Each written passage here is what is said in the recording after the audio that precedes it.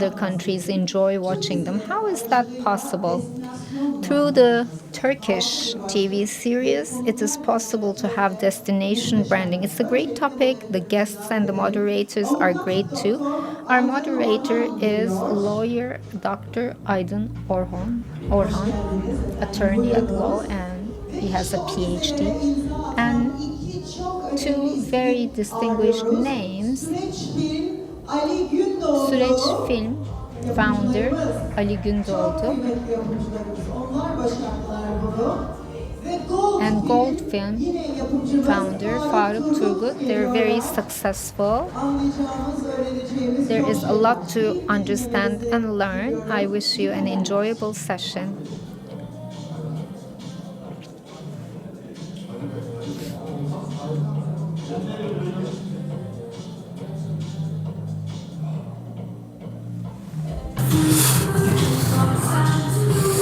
Evet.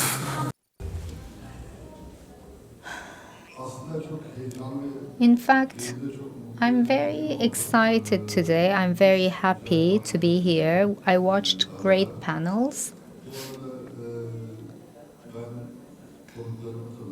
Let me introduce our guests. Ali Gündoğdu is from Süreç Film and Faruk Turgut is from Gold Film. In fact, they're the oldest producers in the sector. They have been part of this industry since 1978, and after 1990, once the private television channels came about, they switched from cinema to TV production. Their companies switched to this area, and they're the owners of these companies. I won't talk about their TV series because you know them very well. They have very good sales abroad too. They bring high revenue. They're sold to several countries. And perhaps you know, in 2024 to 2025, there is about $800 million sales to about 170 countries, more or less. After the US and the UK, we are the highest selling country. We're ranking the third. Sometimes we're ranking the second, but compared to the others, the turnover may not be so high, but $800 million is a good number anyways. So I will start with Ali Bey with Süreç Film. Please introduce yourself. Then about the series, about international sales, and about its impact on branding in Turkish tourism, the benefits. Can you give us information about those? I care about hierarchy. Faruk Bey is my brother. He is older than me, so I ask him to start. Hello, everyone.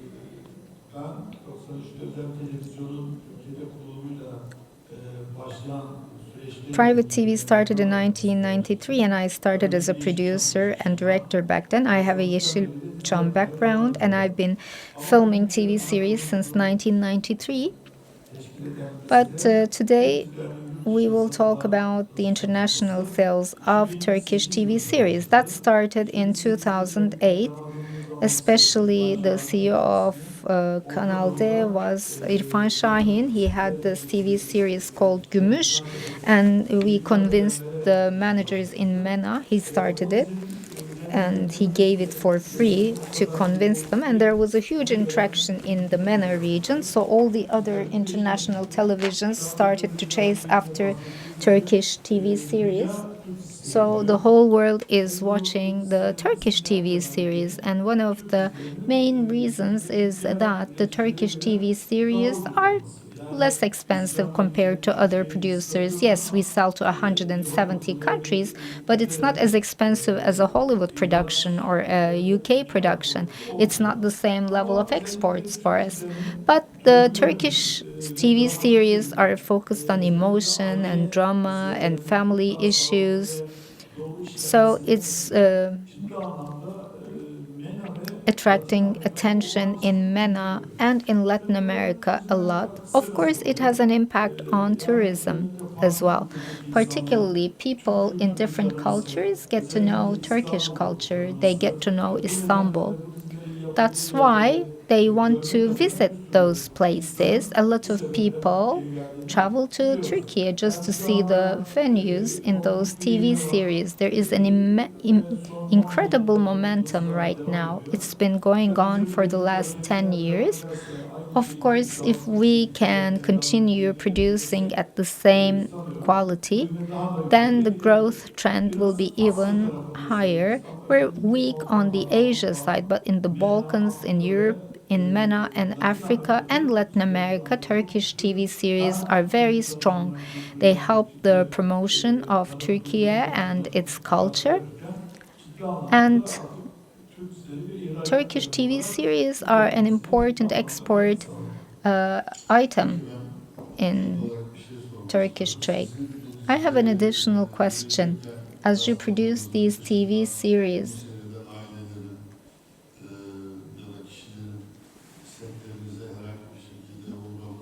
when people visit your film sets, how does that work? Do families come to you and are they interested in the Turkish language?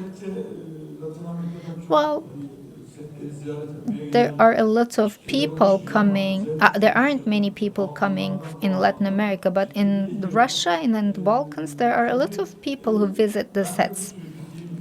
When I go abroad, I witness something very clearly, particularly taxi drivers. When you talk to them, you see that they know some Turkish words. And I ask them why. They say they learned it through Turkish TV series. That's what I hear from them. So, for our profession and for Turkey, this is a source of pride.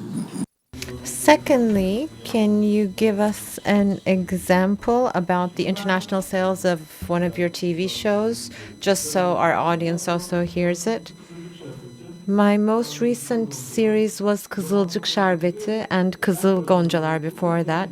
And Erkenci Kuş in romantic comedy was very good. And the actor there, Can Yaman, became a phenomenon in Italy, and Demet has become very popular and influential in Turkey. And Kızılcık Şerbeti in MENA, Russia, and the US has very high performance right now. And of course, there's something we all need to know. If we are able to produce so much right now, it's because of the international sales motivation. If we didn't have that, it's very hard to produce in Turkey right now, because with the TV channel budgets locally, it's becoming very challenging to be able to complete productions. And of course, the quality starts to decrease recently because of this. Before, we used to have higher quality content, but in the past 2 years, there has been a decrease in series qualities, and that is because the commercial revenues of TV channels have decreased drastically, and economy is being considered completely with an international focus. So this is creating an alarm for the sector. So you do believe in its impact on tourism? Oh yes, it's amazing. I mean, I don't know, but a majority of the tourists coming from the Middle East are coming with the impact, the influence of TV shows, especially Istanbul, the Bosphorus. Because when we are doing international sales, we get a lot of information about what kind of demand they have. And for the Middle East and Arabic tourists, they want to see the Bosphorus the most, and they want to see the Turkish culture, or they want to see the costumes of the actresses in Turkey. So that's why we always select a house by the Bosphorus, pretty women, nice restaurants. and that way it's appealing to the international community.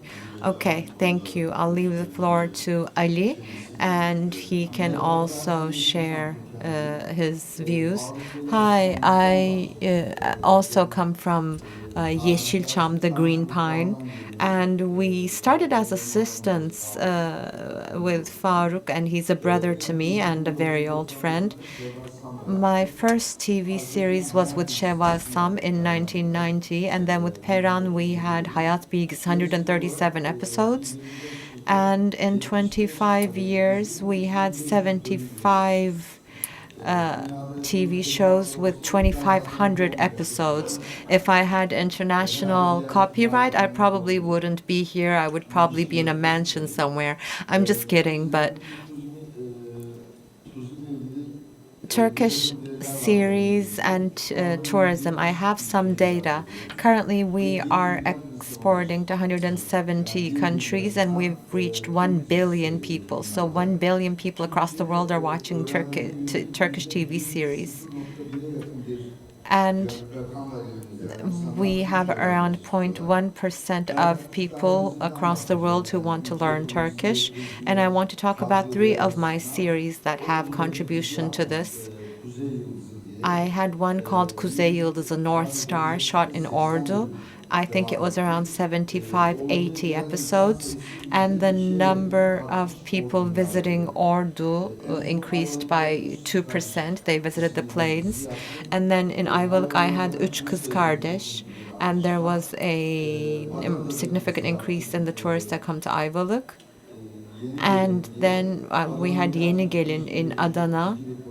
And Adana has a great tourism potential as well. But after that, Faruk also had Hanımın Çiftliği shot there. And basically, series have a lot of impact on cities other than Istanbul as well, to Cappadocia as well. And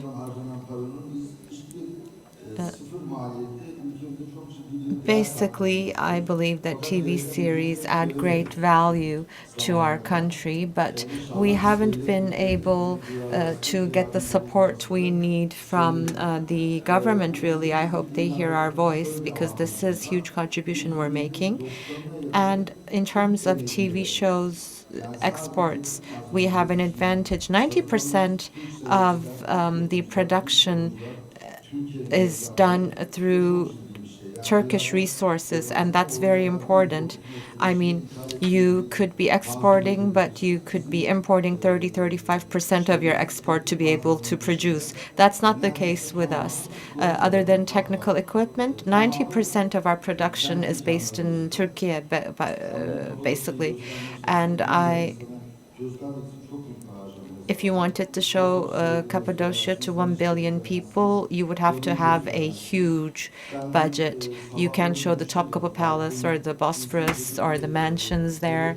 And there is a place in Bebek where Faruk's TV show is being shot. I see people lining up there every day waiting to see if there will be set, and they will see the actors and actresses they fancy. So I think it's a very important sector.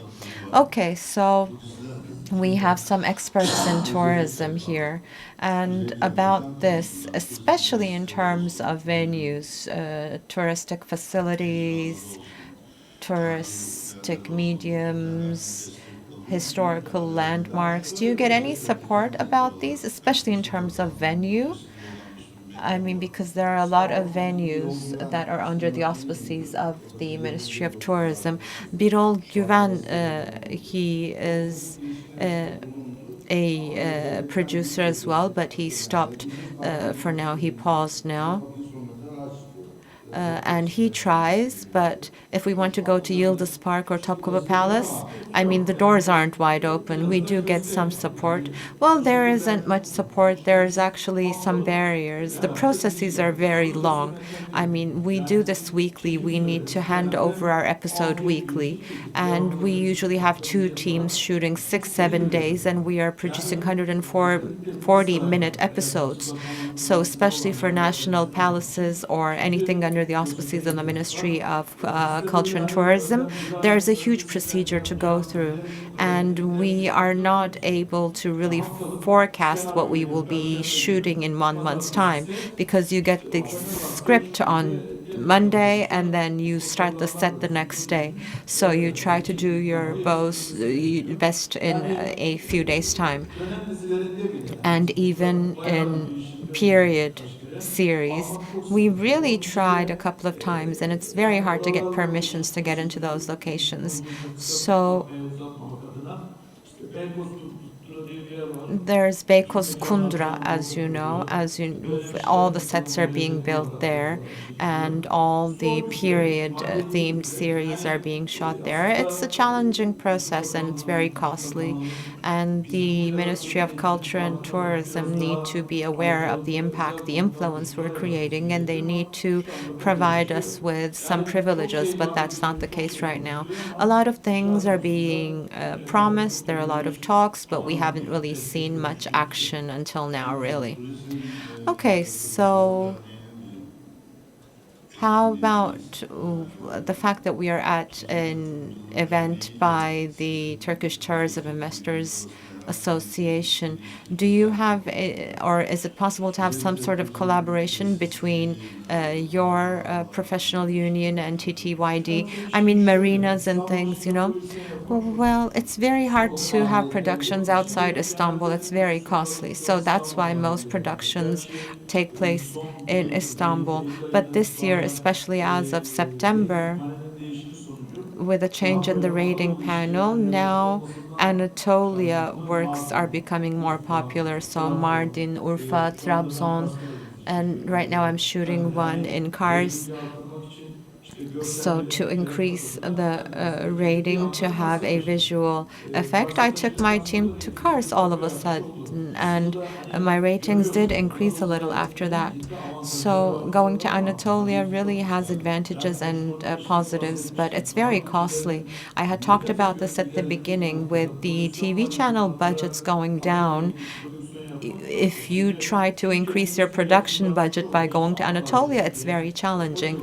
So it's mostly Antalya and the Aegean region sometimes. That's also a good place to shoot, but it's very hard to go there, especially in the summer high season, and it becomes hot. So I mean, there is no such need right now, really, to get these touristic facilities to the game. So, have you shot at any touristic facility until now?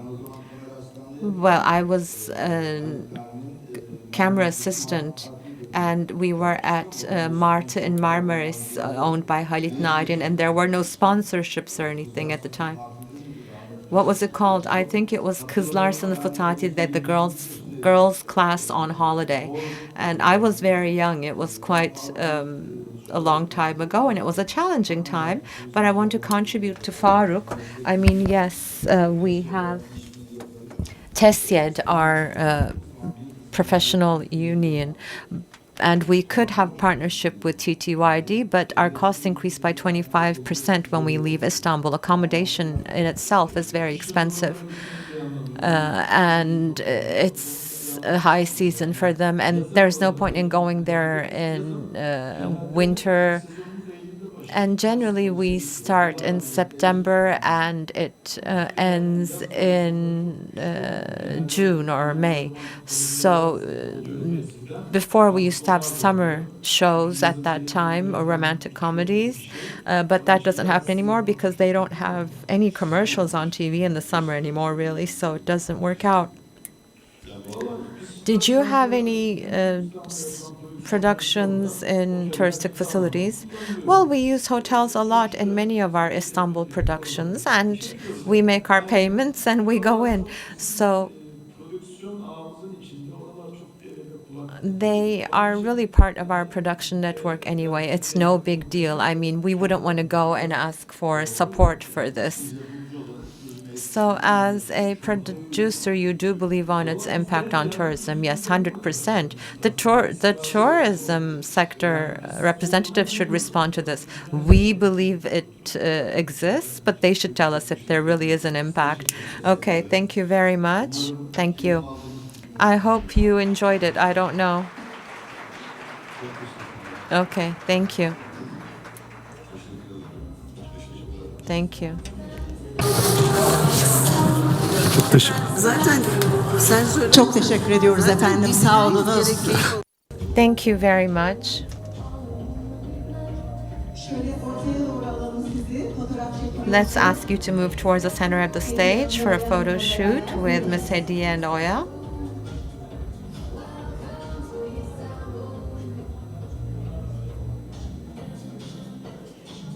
Avukat Doktor Aydın, Orhan, Ali Gündoğdu ve Faruk Turgut. Lawyer Dr. Aydın, Orhan, Ali Gündoğdu, and Faruk Turgut who are with us, and they have marked their names under very successful productions in the TV series ecosystem, and there are also two of the oldest names in this sector. And we are moving on to our last panel.